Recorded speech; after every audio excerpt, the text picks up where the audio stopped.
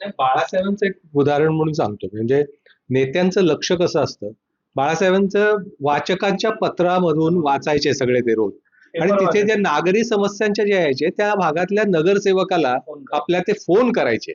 आणि बाबा हे काय आहे तिकडे, 3 महिन्यापासून तिकडे पाणी नाहीये, हे या समस्या आहेत. तर कोणीतरी आपल्यावर लक्ष ठेवू नये, आपल्या कामाचा कोणीतरी तिकडे दखल घेत याची जाणीव झाल्यानंतर लोक काम करतात.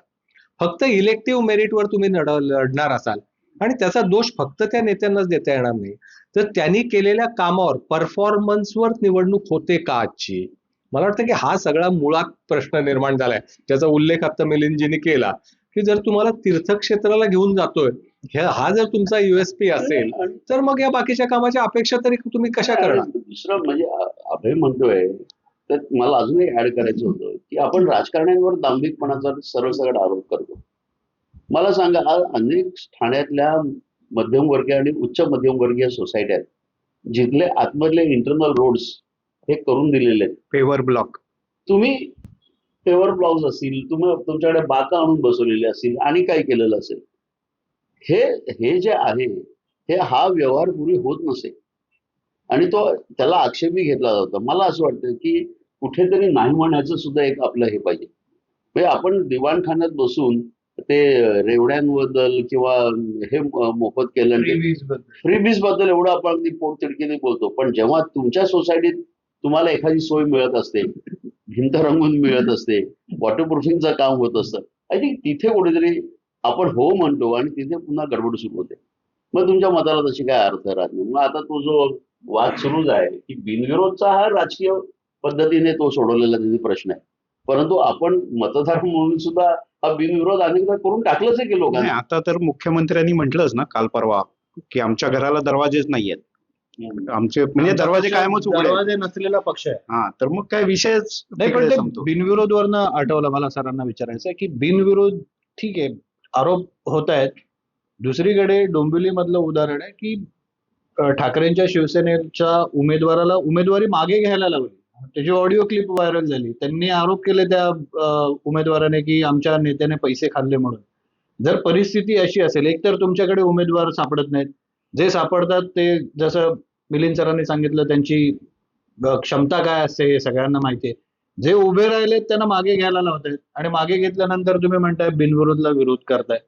म्हणजे हे नेमकं काय चित्र आहे? आणि आता काय झालंय, सर्वच राजकीय पक्षांचं, प्रामुख्याने सत्तेतल्या राजकीय पक्षांचं, सत्ता हे साध्य आणि साधन असं दोन्ही झालेले आहे. त्यामुळे कोणत्याही प्रकारे कशाही प्रकारे आम्ही वाटेल ते करू, वाटेल ते खेळ करू, पण सत्ता मिळू, या लेवलला जेव्हा विचारधारा येते, वैचारिक आता विषयच संपलेला आहे. विचारा काही राहिलेला नाही. जर मुख्यमंत्रीच म्हणतात की माझे दरवाजे उघडेत कोणालाही, तर कोणालाही याच्यात सगळेच जण आले आणि त्याचं समर्थनही आता उघडपणे केलं जाते. अजित पवारांनी सगळ्यांचं समर्थन केलेलं आहे.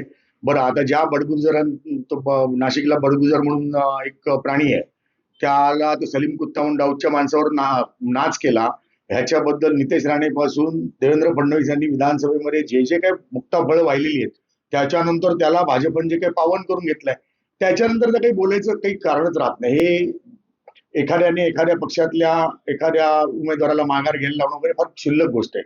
ते सगळं मॅनेजच आहे. मॅनेज कोण करते आता? आज सगळेजण जात आहेत कुठून? विरोधी पक्षातनं जात आहेत सत्तेकडे, किंवा सत्तेतल्याच लोकांकडे ह्या सत्तेतनं त्या सत्तेत जातात तिकिटासाठी.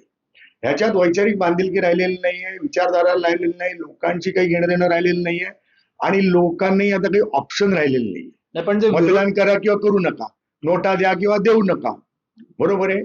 तुम्हाला मला जे काय असेल, ज्यांना मतदान करायचं करतील, बरं करणार कोणाला? कारण विरोधी पक्ष नावाची पद्धत अस्तित्वात आता राहिली आहे का? ही स्पेस मनसेला मिळवता आली असती मुंबईत, तुम्ही का नाही मिळवली? का वर्षभर तुम्हाला दिसत होतं नाही इलेक्शन वर्ष दीड वर्षात होणार आहेत म्हणून? ठीक आहे, विधानसभेत नाही तुम्हाला जमणार होतं, नगर अध्यक्षांच्या इलेक्शन मध्ये तुम्हाला घेणं देणं नव्हतं, पण महानगरपालिकांच्या निवडणुका तुम्ही होत्या. आता सातत्याने त्याच्या संदर्भामध्ये तुम्ही तयारी करायला पाहिजे होती, नागरी प्रश्नांची मांडणी करायला पाहिजे होती, पाठपुरावा करायला होता. आता 5-7 दिवस झालेले, तर 5-7 दिवसात काय तीर मारणार तुम्ही? किती सभा घेणार आहे? दिवसाला 3 सभा. किती शहरांमध्ये घेणार? 28-29 महानगरपालिकांमध्ये निवडणूक आहेत. पोहोचणार आहात का तुम्ही कुठे? तुमचं सगळं लक्ष पहिल्यापासून फक्त मुंबईमध्ये. तुम्ही ठाण्याला आता वाळीत टाकलंय. ठाण्यामध्ये या शहरांनी नेमकं घोडं काय मारलंय? म्हणजे नागरिकांना आपण दोष किती द्यायचा हा पण एक मुद्दा आहे. ठीक आहे, देऊया आपण. पण मुंबईवर नाही, मुंबईवर काही लक्ष अशा लोकांचं लक्ष करता आहे, आहे, काही मुंबई पक्षांचं लक्ष आहे. मुंबई ही देशाची आर्थिक राजधानी आहे. पण इथे मग ज्या बाकीच्या पक्षाची लोकांनी- सत्ता येते बघा, मुंबई महानगरपालिकेचा अर्थसंकल्प हा देशातल्या अनेक राज्यांच्या बरोबर. अर्थसंकल्पापेक्षा मोठा आहे. 92,000 कोटीच्या ठेवी होत्या इकडे. हे जवळजवळ 80 कोटीतली गोष्ट होती. 1992 साली 638 कोटी रुपये तुटीत असलेली मुंबई महानगरपालिका आणि आज 92,000 कोटीच्या ठेवी असलेली महानगरपालिका. सरप्लस. मग हे सरप्लस आणलंय कोणी? आज जर भारतीय जनता पार्टी म्हणतं 25 वर्ष शिवसेनेने काय गोंधळ घातले, घोटाळे केले. 25 वर्ष हे पार्टनर होते ना सत्तेमध्ये. पण ठीक आहे, त्यांनी घोटाळे केले असतील नसतील जे का त्यांचे आरोप करतात, मग या 92,000 कोटीच्या ठेवी पण चा श्रेय उद्धव ठाकरेंना किंवा त्यांच्या शिवसेनेला द्यायला पाहिजे. बरोबर. हा एक भाग झाला. दुसरी गोष्ट अभय म्हणाला त्याप्रमाणे पूर्वी बाळासाहेब ठाकरे हे सातत्याने रोज 11 पेपर वाचायचे. या पेपरमध्ये येणाऱ्या मुंबईतल्या वेगळ्या भागातल्या समस्यांसंदर्भात नगरसेवकांना अधिकाऱ्यांना फोन करायचे. उद्धव ठाकरे ते करायचे. प्रॉब्लेम हा होता की त्यांना प्रसिद्धी करता आली. शिवसैनिकांना शिवसेनेची मांडणी पण एकनाथ शिंदेही काम करतात, प्रचंड काम करतात. केलेल्या कामाची त्यांना एक प्रसिद्धी करता येत नाही. भानगडी लोकांना दिसतच असतात, त्या दिसतातच आहेत. तिथे काही आज तुम्ही घोडबंदरचा रोड 7 वर्षात बांधू शकलेले नाहीत मी, तो दिसतोच आहे ना. लोकांना रोज खड्ड्यातनं जावं लागतंय ना, लोकांचे ऍक्सिडेंट होत आहेत ना, लोक मरतायत ना. आणि आपले खड्ड्यावर खड्डे आणि पेवर ब्लॉक बसवणार असतील तर लोक काय करणार आता त्याच्यामध्ये? बरं, कामं होत आहेत ना, बघा असे अभय म्हणाल त्याप्रमाणे काही काही अनेक कामं केलेली आहेत. पण खऱ्या अर्थात जसं आता शरद पवार यांनी बारामतीचा ज्या पद्धतीने विकास केला असेल किंवा अनेक नागपूरचा विकास देवेंद्र फडणवीसांनी ज्या पद्धतीने केला असेल, गडकरींनी ज्या पद्धतीने केला असेल, इंडस्ट्री आणि आज ठाणे जिल्हा MMR रिजनचा विकास का नाही झाला? कोणी अडवलं तुम्हाला? मुंबई शहरामध्ये त्या आता मुंबई शहराच्या बाबतीमध्ये सातत्याने वागणूक दिल्लीत काँग्रेस असल्यापासून दिली जाते, ती मोदी गव्हर्नमेंटमध्ये पण दिली जाते. मुंबईतले सगळे महत्वाचे उद्योग सगळे पळून नेले, शासकीय कार्यालय पळून नेली. मग त्याच्या विरोधात प्रखर आंदोलन करायला पाहिजे की नाही?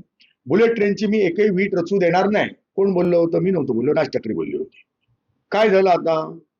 तोंडातनं शब्द तरी काढतायत का? का काढत नाहीये? लोकांनी विचारायचं नाही. आता कसं आहे माहिती का, विश्वासार्हता सगळ्यात मोठा प्रश्न आहे. तुम्ही जाणार नाही, तुम्ही लोकांपुढे बोलणार नाही, मीडियासमोर बोलणार नाही. महाराष्ट्राच्या मध्ये असंख्य विषय, महाराष्ट्रात मुंबईत शेतकऱ्यांच्या आत्महत्या आहेत, पाण्याचे प्रश्न आहेत, बेरोजगारीचे प्रश्न आहेत, उद्योगधंद्यांचे प्रश्न आहेत, असंख्य प्रश्न आहेत. कोणी अडवले तुम्हाला बोलायला? नाही, पण जो दावा केला जातो ना की असा आहे की विरोधी पक्ष कमजोर आहे, कमकुवत आहे, मात्र ते दिवस विसरतात की जेव्हा भुजबळ एकटेच लढत होते. ते फायटिंग स्पिरिट विरोधी पक्षांमधला हरवलंय का? अभ्यास करायला लागतो त्याच्यासाठी. देवेंद्र फडणवीस तासन-तास 8-8 तास दुसऱ्या टर्मला आमदार होते, पहिल्या टर्मला आमदार होते, विधिमंडळाच्या लायब्ररीमध्ये बसून 8-8 तास अभ्यास करायचे. यापूर्वी जेवढ्या मोठमोठ्या लोकांनी जी काही अर्थसंकल्पावरची भाषणं केली होती, महाराष्ट्राचे प्रश्न असतील, बजेट असेल, आर्थिक पाणी हवं असेल, तर अखंड अभ्यास करायचे. आणि तेव्हा देवेंद्र फडणवीस मोठे झाले, महाजन मोठे झाले, मुंडे मोठे झाले. फिरायला लागतं, लोकांमध्ये जावं लागतं, गाव खेड्यामध्ये फिरायला लागतं, लोकांचे प्रश्न समस्या समजून घ्यायला लागतात. हे कुठे जातात? कुठे गेले? कधीतरी बांधार जाणार, कधीतरी फोटो काढणार. पण मग अशाने काही हा नाही सगळा होत. विश्वासार्हतेचा प्रश्न आहे. म्हणजे सर, मी येतो तुमच्याकडे, कारण तुम्ही माझ्या मनातला एकदम योग्य मुद्दा उचललाय. हा सगळा विश्वासार्हतेचा प्रश्न आहे आणि निश्चितपणे विरोधकांच्या बद्दल पण विश्वासार्हता नाही लोकांना, किंवा विरोधकांमध्ये सुद्धा आपापसात विश्वासार्हता नाही. नाही, निश्चितपणे म्हणजे तुमचं कॉम्बिनेशन आता लोकसभा निवडणुकीमध्ये संविधान बदलासारखा मोठा मुद्दा होता. लोकांनी तुम्हाला महाराष्ट्रात भरभरून मतदान केलं. तो खोटं नरेटिव्ह होतं, खरं होतं, तो भाग बाजूला ठेवा. विधानसभेत तुम्हाला चांगली मतं मिळाली, जागा महाराष्ट्रात बाहेर कमी मिळाल्या, पण मुंबईत म्हणजे 10-20 पैकी 10 आमदार मुंबईतले आले. मुंबईमध्ये पुढे काय केलं तुम्ही? 5 जुलैला हिंदीच्या प्रश्नावर तुम्ही एकत्र आलात. 15 डिसेंबरला महापालिकेची निवडणूक झाली. मधल्या काळामध्ये तुम्ही काय केलं? एकत्र यायचं ठरवलं होतं ना, एकत्र यायचं आणि एकत्र राहायचं हे ठरवलं ना, त्यावेळेस जाहीर केलं होतं ना. मधल्या- पण कितीतरी मधल्या काळामध्ये काय केलं? बरं, केवळ मराठीचं म्हणजे एवढं चांगलं कॉम्बिनेशन, केवळ मराठीच्या मुद्द्यावर, मराठीचा मुद्दा महत्वाचा आहे. मुंबई महाराष्ट्रात आहे, मुंबईवर महाराष्ट्राचं, मराठी माणसाचं प्रभुत्व राहिलं पाहिजे, हेही मान्य आहे. परंतु मुंबईकरांचे म्हणून प्रश्न आहेत ना, तुमच्यावर जोडलेले लोक आहेत बाकीचे पण. मग फक्त म्हणजे आणि मला विरोध म्हणजे महाराष्ट्राला विरोध, मला विरोध म्हणजे मराठीला विरोध, हे जे नरेटिव्ह तुम्ही सेट करू बघताय ते मान्य होणार आहे का लोकांना? आज तुम्ही सांगा, मराठीमध्ये तुम्ही एकटेच वाटेकरू आहात का? आणि त्याच्या पलीकडे काय केलं तुम्ही? म्हणजे मराठीचा मुद्दा उचलण्याच्या पलीकडे काय केलं, ज्याचा उल्लेख मगाशी झाला बोलताना, की एवढे उद्योग, जर वेदांता फॉक्सकॉन सारखा उद्योग महाराष्ट्रामधून गेला म्हणून मोठं एक महाराष्ट्रामध्ये आउटक्राय निर्माण झाला. पुढे गेला कुठे तो मुद्दा? ही सगळी मुंबईतली कार्यालय काढली बाजूला. आहेत कुठे ते मुद्दे यार? मला वाटतं की या सगळ्या निवडणुकीतल्या मुद्द्यांना बाजूला ठेवून आम्ही आमच्या पद्धतीने एवढ्या पुरतच, तुम्ही अख्खा महाराष्ट्र ऑप्शनला टाकलाय मुंबईसाठी, त्या मुंबईच्या वेशीवरचं ठाणे पण तुम्हाला जवळचं वाटत नाही. मग अशा परिस्थितीमध्ये लोकांनी फक्त मराठीसाठी आम्हाला मतदान करावं असं नाही ना होत. पण मग सत्ताधारी आणि विरोधकांमध्ये लोक आता दगडापेक्षा वीट मऊ असा विचार करतायत. ते लोक स्वतःच्या डोक्यावरती दगड मारून घ्यायच्या तयारीत आहेत आता, कारण त्यांना ऑप्शन नाही आता. कारण ती जी स्पेस होती ती विरोधकांनी घालून टाकलेली आहे. आता मला समजावून सांगा, तुमच्याकडे पुरेसा वेळ होता, तुम्ही महाराष्ट्र, मुंबई, ठाणे, पुणे, नाशिक का पिंजून काढलं नाही? आज नाशिकमध्ये तुमच्याकडे कोणी माणसं नाही, दोन्ही म्हणजे उद्धव ठाकरेंच्या शिवसेनेतले सगळे पळून गेले, राज ठाकरेंच्याकडचे पळून जात आहेत. मुंबईमध्ये काल परवा आज सगळे रोजच्या रोज मनसेमधनं लोक जात आहेत. कसे काय जातात? का जाऊ देत आहेत? का तुम्ही तुमच्या लोकांना सांभाळू शकला नाही? हा गेला जाऊन देत. हे काय झालंय माहितीये का? हम ब्रह्मस्मी या भूमिकेत झालंय, मी ठाकरे आहे. आणि लोकांनी ऍक्सेप्ट करायला पाहिजे. तर ठीक आहे, लोकांनी ऍक्सेप्ट केलं का नाही केलं ते मतांवरनं कळतंय ना. 2000 तुम्ही विधानसभा निवडणुकीमध्ये 26 जागा लढवल्यात मुंबईत, एक जागा नाही तुमची आली. बाळगंगावकरला तुमच्या इकडे 68,000 मतं मिळाली. तुमचा मुलगा दादरमध्ये नाही निवडून येऊ शकला, 34,000 मतं मिळाली. उरलेल्या तुमच्या 24 नगरसेवकांना 18,000, 12,000, 23,000 मतं मिळाली. 5,000 मतं मिळालेली या मुंबईतल्या 227 वॉर्डांपैकी फक्त 18 वॉर्ड आहेत तुमच्याकडे. आता मला सांगा, जर तुम्ही एकटे लढला असता तर तुमची एकही नगरसेवक सोडा डिपॉझिट किती वाचली असता प्रश्न होता. आज तुम्ही आला त्या हिंदी सक्तीच्या मुद्द्यावरनं एकत्र आला, तर आल्या आल्या तुम्ही एक निर्णय घेतलाच होता. उद्धव ठाकरेंनी सातत्याने सांगितलं होतं एकत्र आलो एकत्र राहण्यासाठी, फक्त मुंबई महापालिकेसाठी नाही महाराष्ट्रासाठी. सगळं झालं होतं ना. मग त्या दृष्टिकोनातून तुम्ही महाराष्ट्र पिंजून काढायला पाहिजे होता. का पिंजून काढला नाही? कोणी रोखलं होतं तुम्हाला? शेकडो प्रश्न रोज महाराष्ट्रात उपस्थित होतात, तुम्ही का नाही बोलत? विरोधी पक्षाचं कामच आहे ना ते आवाज उठवणं. मी 2 महिन्यात कधीतरी बोलीन, योग्य वेळेला बोलीन, प्रेस कॉन्फरन्स मध्ये बोलीन, आज नाही बोलणार उद्या बोलीन. अरे असं नाही ना होत. लोकांनी ते ऍक्सेप्ट करायचं. मराठी माणूस कधी नाही तो आज मुंबईत एकवटून यायला निघाला होता. मराठी माणसाच्या आकांक्षा तुम्ही जागृत केल्या होत्या, पण त्या केलेल्या पुढं ते पेटवत ठेवण्याला लागतो ना. जे बाळासाहेबांनी केलं होतं. अभ्यास सतत करावा लागतो. सचिन तेंडुलकरने आज सेंचुरी मारली तर पुढे त्याचे 50 सेंचुऱ्या झाल्या असत्या का? पुढे नाही 10 मॅच मध्ये मारणार असं नसतं. ठीक आहे, काही वेळेला अपयश येऊ शकतं, मला मान्य आहे. पण तुम्ही लढत राहणं, संघर्ष करणं, जे भारतीय जनता पार्टी अखंड इलेक्शन मोडवर असते, अखंड संघर्ष करत असते. आज देवेंद्र फडणवीस सातत्याने दोन्ही ठाकरे बंधूंवर आरोप करतायत आणि त्यांच्या विरोधात काहीच बोलायला तयार नाहीये. आज शिंदेच्या विरोधात राज ठाकरे काही बोलत नाहीये. हो, बोलणार कोणाच्या विरोधात आहे? पहिल्यांदा त्यांनी त्यांच्या एकत्र मुलाखतीत असं म्हटलंय की लावरे तो विडीच्या वेळेला ज्या पद्धतीने बघा, राज ठाकरेंचं युएसपी काय आहे? त्यांचं भाषण आहे. हे तर मान्य कराल की नाही तुम्ही? त्या भाषणांमुळे त्यांच्या सभांना गर्दी होते, हे तर मान्य कराल की नाही? आक्रमकपणे, प्रभावीपणे, मुद्देसूदपणे बोलणं हे त्यांचं युएसपी आहे की नाही? मग आता का ते तोंड उघडत नाहीये? कोणी रोखलंय त्यांना? विचारलं पाहिजे राज ठाकरेंना. जेव्हा मुलाखत देतील तेव्हा नक्की विचारू. एक शेवटचा प्रश्न, मग आपण समारोपाकडे येऊया. मुंबई आणि ठाणे 2 महानगरपालिका आहे, कारण आपण याच 2 महानगरपालिकांबद्दल बोलतोय.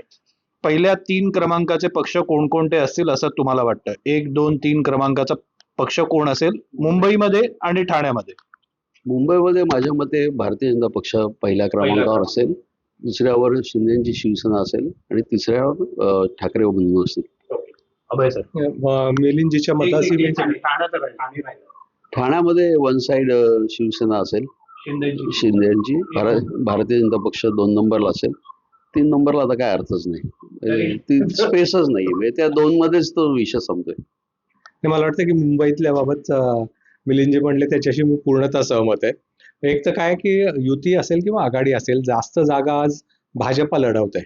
त्यामुळे कदाचित म्हणजे मागच्या निवडणुकीत आपण 2017ला जेव्हा एकसंघ शिवसेना विरुद्ध भाजपाचा सामना झाला होता, तेव्हा 84 आणि 82 अशी ती एकदम काटेकी टक्कर झाली होती. तर या निवडणुकीमध्ये लढणाऱ्या जागा आणि एकूण सध्या वातावरण बघता भाजपा पहिल्या क्रमांकावर राहील असं दिसतंय. दुसऱ्या क्रमांकासाठी एकनाथ शिंदे आणि उद्धव ठाकरे यांच्यामध्ये स्पर्धा आहे. आज तरी एकनाथ शिंदे वरचढ दिसत आहेत दुसऱ्या क्रमांकाला. जसं नगरपालिका निवडणुकांमध्ये ते दुसऱ्या क्रमांकावर राहिले तसे ते राहतील.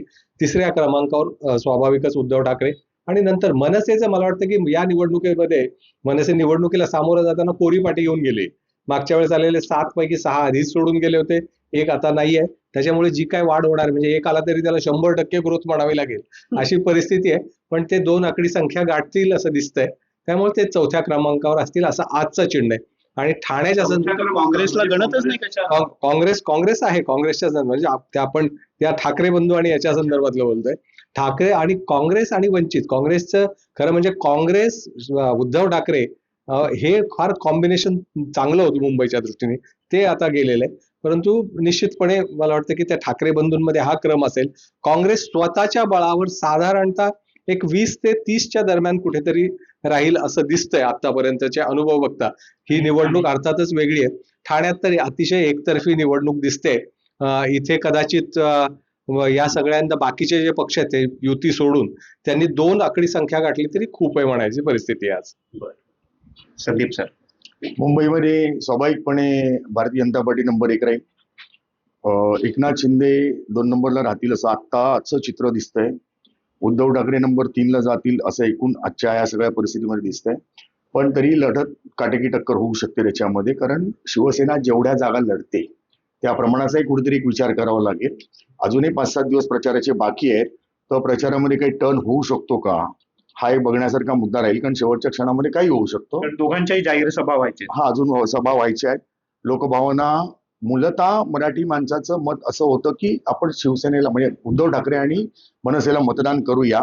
ते जर टिकून राहिलो तर उद्धव ठाकरे कदाचित 2 नंबर क्रमांकावर येतील. मनसे शून्य पार्टी होती, कोरी पार्टीच होती, त्यामुळे मनसेला जो मिळेल तो बोनस आहे, त्यांना जॅकपॉटच आहे, तो लागणारच आहे. कारण महत्वाच्या त्यांनी शिवसेनेच्याच प्रमुख जागा घेतलेल्या बऱ्यापैकी ज्या आहेत त्या जागा त्यांना लागतील. ती 2 आकडी येतील, 1 आकडी येतील, ते आता सांगता येणं कठीण आहे या क्षणाला. काँग्रेस 20 ते 30 मध्ये अभय म्हणाल त्याप्रमाणे जागा निश्चितपणे मिळवेल. आणि ठाण्यामधली परिस्थिती अशी आहे की ठाण्यामध्ये एकतर्फी इलेक्शन आहे, त्यात काही प्रश्न नाही, विरोधी पक्ष वगैरे असं काही अस्तित्व नाहीच आहे. मनसे जर 23च जागा लढणार असेल तर त्यांचं काही मागच्या वेळेला त्यांची सगळी डिपॉझिट गेली होती, एकही डिपॉझिट वाचलं नव्हतं, निवडून येणं तर आमची गोष्ट आहे. तीच परिस्थिती यावेळेला रिपीट होईल असं एकूण चित्र दिसतंय. कदाचित काही 1-2-4 ठिकाणी डिपॉझिट वाचतील. जिंकणे महापालिकेचा कौल खरी शिवसेना कोण आहे हे मांडण्यासाठी आहे, म्हणजे ते ठरवेल. असं आहे. हे जरा धाडसी प्रश्न आहे आणि धाडसी उत्तर आहे. नाही, याच्यावर धाडसी उत्तर देणं म्हणजे कसं आहे माहिती का, आकडेवारीच्या भाषेत बोलायचं झालं तर खऱ्या शिवसेनेचा दावा मग ज्यांचे जास्ती जागा येतील त्यांच्याचकडे जाणार आहे. मुंबईमध्ये तरी किमान जास्ती लढवत आहेत उद्धव ठाकरे, हो त्याच्या म्हणजे तरी त्याप्रमाणे सुद्धा. मग तो स्ट्राईक रेटवर ठरवावा लागेल मला वाटतं. मग ते आणखी गोंधळ निर्माण होईल. मग काही विषयच संपला, मग काही बोलायलाच नको. पण असं आहे की लोकांच्या मनात मतदान हा एक वेगळा विषय झाला. लोक आजही मानसिकदृष्ट्या काय म्हणतात हा महत्वाचा मुद्दा आहे. तर लोक शेवटी ठरवतील आगामी काळ. ही निवडणूक काही सगळंच काही अंतिम सत्य नसतं. अजून सुप्रीम कोर्टामध्ये पण केस चालू आहे. सुप्रीम कोर्टाच्या केसचाही निकाल लागायचा आहे. त्याच्यानंतरही ठरेल खरी शिवसेना कोणाची आहे. सुप्रीम कोर्ट कधी निकाल लागेल हे सुप्रीम कोर्टालाच माहिती. त्यामुळे ते अनेक मुद्दे आहेत त्याच्यामध्ये. तर त्या याच्यामध्ये मी आता पडणार नाही खरी शिवसेना कोणाची आहे. आता ते दावे प्रतिदावे होत राहतील. पण संख्याबळाच्या जर बोलायचं झालं तर आज महाराष्ट्रामध्ये 46 नगराध्यक्ष आणले, 550 नगरसेवक त्यांनी निवडून आणलेले. भारतीय जनता पार्टी मागच्या इलेक्शनमध्ये त्यांनी 1314 नगरसेवक होते, त्याच्याऐवजी त्यांच्या 146 नगराध्यक्ष आणि 3500 नगरसेवक निवडून त्यांनी महाराष्ट्रातल्या आणले. मनसे आहे कुठे? कुठेच नाही. मग खरे वारसदार कोण हा प्रश्न येतोच ना त्याच्यामध्ये. फक्त वारसा हा काही फक्त संख्याबळावर आहे अशातला भाग नाही आहे. तो खरोखर विचारांचा बाळासाहेबांचा चालवला जातो का मुद्दा आहे.